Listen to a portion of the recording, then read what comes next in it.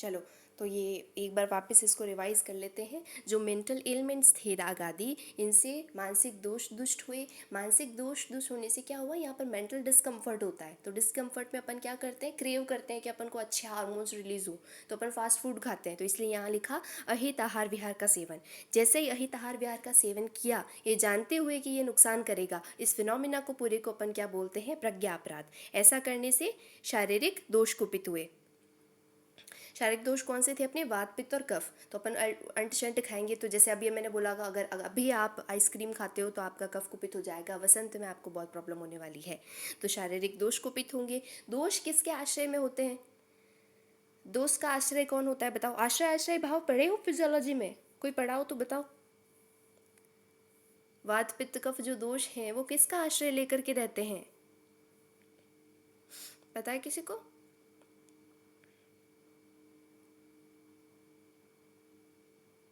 नहीं पता? चलो, जो दोष होते हैं वो धातुओं का आश्रय लेकर रहते हैं। धातुएं अपनी सात होती है, रस रक्त मांस मेद अस्थि मज्जा शुक्र। इन धातुओं को आश्रय लेकर के दोष रहते हैं। तो जिसके अंदर दोष रहेगा, अगर वो कुपित हुआ तो ये सारी धातुएं भी दुष्ट होगी। तो धातु जैसे ही दुष्ट हुई वैसे ही व्याधि उत्पन्न हो जाएगी। अच्छा देखो, अब इसके अंदर कोई ऐसी चीज़ हो ना जो तुम्हें समझ में नहीं आई कि दोष धातु में कैसे आश्रित रहते हैं, थोड़ा सा मॉडर्न से को रिलेट करके बताओ, फिर हम बीमार कैसे पड़े। ये अगर तुम्हें जानना है ना, इसमें अगर मैं बताऊंगी तो सारी क्लास तुम्हारी ऐसे ही चली जाएगी। तो मुझे है ना, तुम टेक्स्ट कर सकते हो, तो मैं तुम्हें बताऊंगी कि दोष कैसे धातु में आश्रित रहते हैं। बहुत इंटरेस्टिंग चीज़ होती है ये, इंटरेस्ट लेके पढ़ो, तुम्हें बहुत मज़ा आएगा। ओके, तो यहाँ तक कोई डाउट था किसी को? पिछली क्लास अभी जो पहली वाली हुई थी उससे पहले अभी तक कोई भी डाउट नहीं है किसी को? मैसेज कर दो, नहीं हो तो सोना मत भाई क्लास में।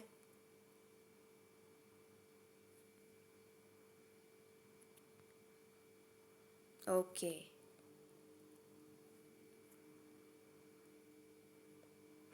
अब यहाँ से शुरू करते हैं। अर्थात आयुष कामी अध्ययन व्याख्या सम।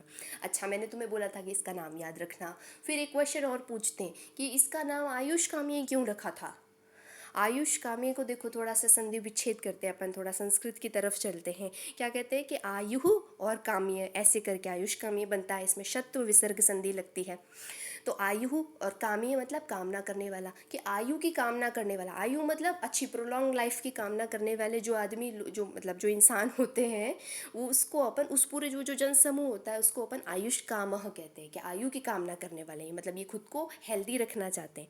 जिस उन लोगों को, इन आयु की कामना करने वाले लोगों को ध्यान में रख करके जो चैप्टर इन्होंने लिखा, तो उसका नाम आयुष कामी रख दिया। मतलब क्या है कि अगर इसको पढ़ोगे, इसको अच्छी तरीके से समझोगे, तो आपकी आयु जो है वो बढ़ जाएगी। कहना ये चाहते हैं, ठीक है। ये चीज़ आपको लिखनी थी, उसके पूरे मिलते हैं नंबर 2। तो इसको ध्यान रखना कि इसका नाम आयुष कामी क्यों है। ओके, ये जो बच्चे अभी ऐड हुए हैं इनको वापस रिपीट करने की ज़रूरत है क्या? अभी जो मैंने पढ़ाया था उसको बता दो, किसी को रिपीट करना है तो।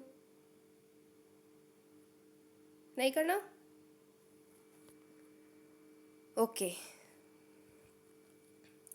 अच्छा देखो, अब एक चीज़ यहाँ पे, एक बहुत मज़ेदार चीज़ आती है, आपको आपको मैं बताती हूँ। ये आपके एमसीक्यू के लिए इंपॉर्टेंट है, अभी तो नहीं, थोड़े से हाई लेवल का है ये, पर बहुत अच्छी चीज़ है। यहाँ देखो ऊपर लिखा हुआ है, न मात्रा अमात्रामपि अत्र किंचित आगम विवर्जितम। ये दिख नहीं रहा है क्लियर, तो अपनी बुक पे लिख लो, न मात्रा अमात्रा अपि किंचित आगम विवर्जितम। अष्टांग संग्रह की लाइन है ये।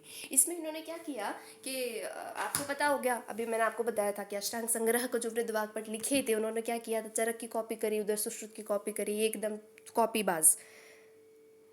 रिपीट करें प्रज्ञा अपराध? चलो ठीक है, वापस करते हैं।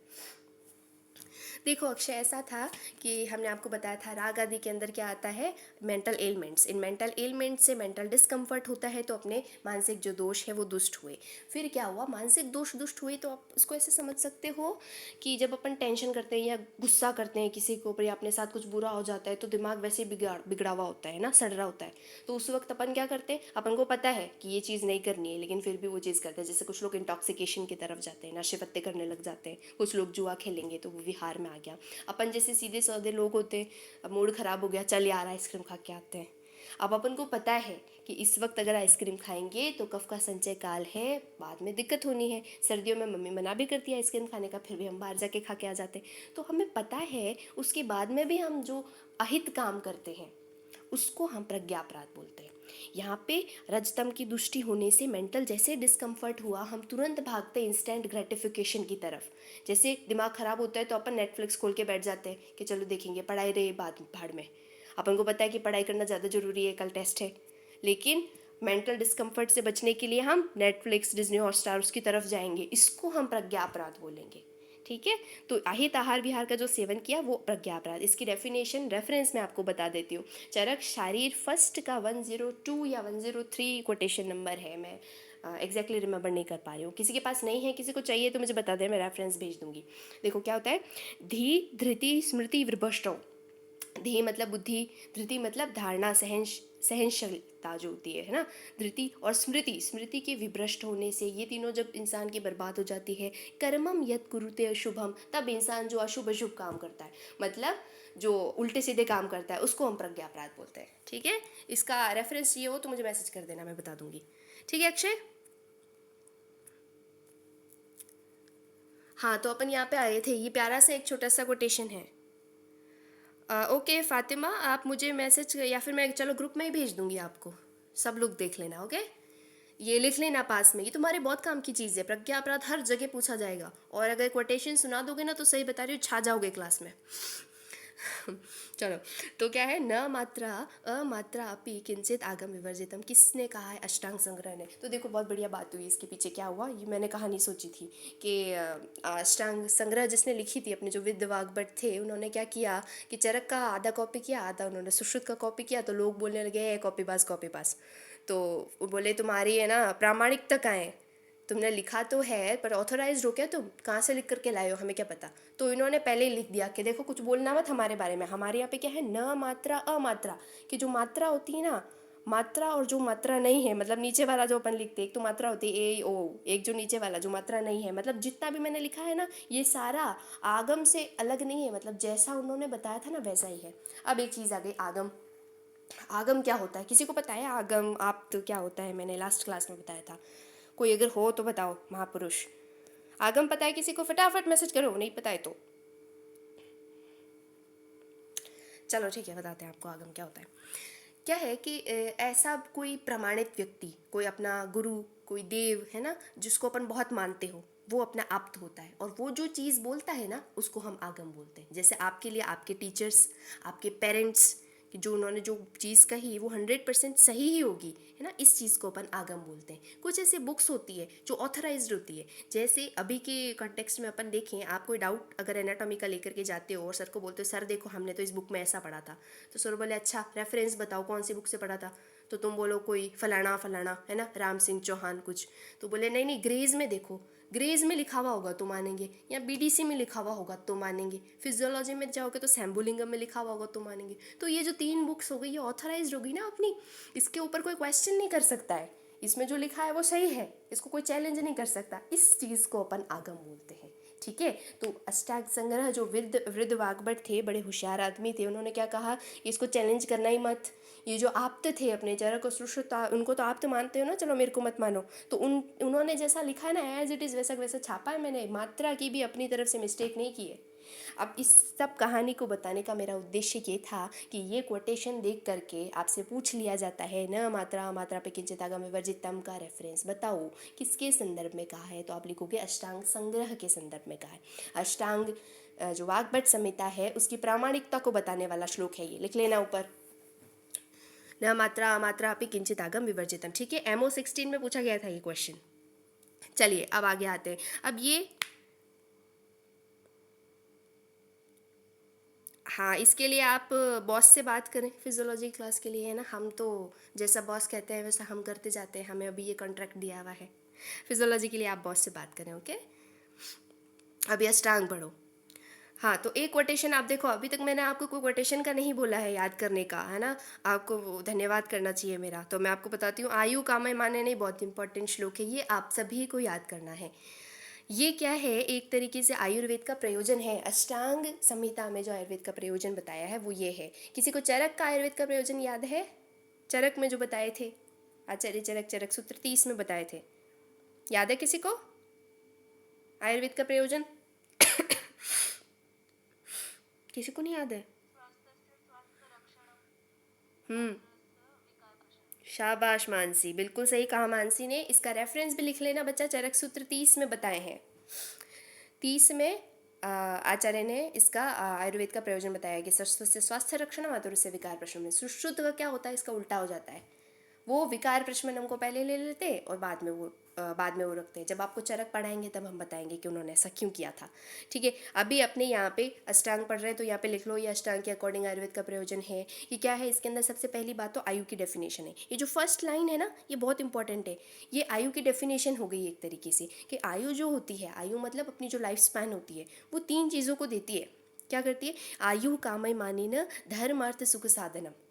कि आयु 3 चीज़ों को देने वाली होती है। क्या, धर्म अर्थ और सुख। दास, दास सर्जिकल्स बहुत फेमस है, अगर तुम मेडिकल में थोड़ा भी इंटरेस्टेड हो तो दास सर्जिकल्स है ना, DAS, दास। धर्म, अर्थ और सुख। धर्म का मतलब कोई धर्म पुण्य का काम करना है तो वो आयु के अधीन होता है, इंसान जिंदा होगा तो करेगा। अर्थ का मतलब होता है पैसा, पैसा कमाना भी आयु के अधीन होता है। और सुख तो बिल्कुल है ही, अगर इंसान जिंदा रहेगा और अच्छी आयु उसकी होगी तभी तो वो सुख का भोग करेगा। तो आयु 3 का साधन होती है। मैं ये आपसे पूछूंगी कि आयु किन 3 चीज़ों को देने वाली होती है, धर्म अर्थ और सुख का साधन। और अच्छा कोई बताओ, राग आदि रोग कौन सी 3 चीज़ों को दे रहे थे? राग आदि रोग फटाफट बताओ, अभी पढ़ा है। औत्सुक्य मोहरती, कौन बोला, किसने दिया अभी आंसर? अरे गला नहीं पकड़ूंगी, मैं तो शाबाशी ही दे रही थी। चलो कोई बात नहीं, जिसने भी दिया बिल्कुल सही, एकदम सही आंसर है आपका। इस तरीके से अटेंटिव रहो क्लास में, है ना, अप्रिशिएट करी थी मैं आपको। चलो 3 वो औत्सुक्य मोहरती, वो रागादि रोग दे रहे थे, और अपनी आयु क्या दे रही है अपन को, वो दास दे रही है। धर्म अर्थ और सुख का साधन आयु है। तो अब देखो कोटेशन, आयु कामय माने न धर्म अर्थ सुख साधनम आयुर्वेदोपदेशेषु विधेय परमादरः। कि इस आयु की कामना करने वाले, जो आयु ये 3 चीज़ों को देती है, इसका कामना करने वाले जो लोग हैं ना, उनको इन आयुर्वेद के उपदेशों को अत्यंत आदर से पालन करना चाहिए। ये चीज़ इसके अंदर कही है। ये कोटेशन आपको याद करना है, करना ही करना है। ठीक है, मैं पूछूंगी इसको। चलो अब आगे चलते हैं। अब यहाँ पे अपना आयुर्वेद का जो अवतरण है वो आ गया है। मेरे हिसाब से तो आप लोगों को याद होगा। अगर इसका श्लोक याद करते हो तो बहुत अच्छी बात है, नहीं याद करते हो तो भी अच्छी बात है, ट्रिक से याद कर लेना। ठीक है, सबसे पहले अपन श्लोक से शुरू करते हैं। ब्रह्मा स्मृत्वा आयुषो प्रजापति अजिग्रहत। तो देखो यहाँ पे ब्रह्मा से स्टार्ट हो रहा है, इसीलिए ब्रह्मा को अपूर्व वैद्य कहा था, कि उससे पहले तो किसी का नाम ही नहीं आता है ना। तो ब्रह्मा स्मृत्वा, ब्रह्मा ने स्मरण किया, आयुषो वेदो प्रजापति अजिग्रहत। प्रजापति कौन थे, अपने दक्ष प्रजापति। दक्ष प्रजापति को दिया। फिर सो अश्विनौ, अश्विनौ देखो नौ, इसको ध्यान रखना, ये नौ है, इसका मतलब एक नहीं 2। अश्विनौ द्वितीय विभक्ति है ये। 2 थे अश्विनी कुमार, 2 भाई थे, है ना। 2 क्यों थे पता है? एक, अरे ये कौन है भाई, म्यूट कर लो अशोक। तो मैं आपको बता रही थी 2 क्यों। ये 2 भाई ऐसे थे, एकदम बबलू डब्लू की तरह थे। एक था मेडिसिन का, दूसरा था सर्जरी का। ठीक है, ये बात थी। एक मिनट।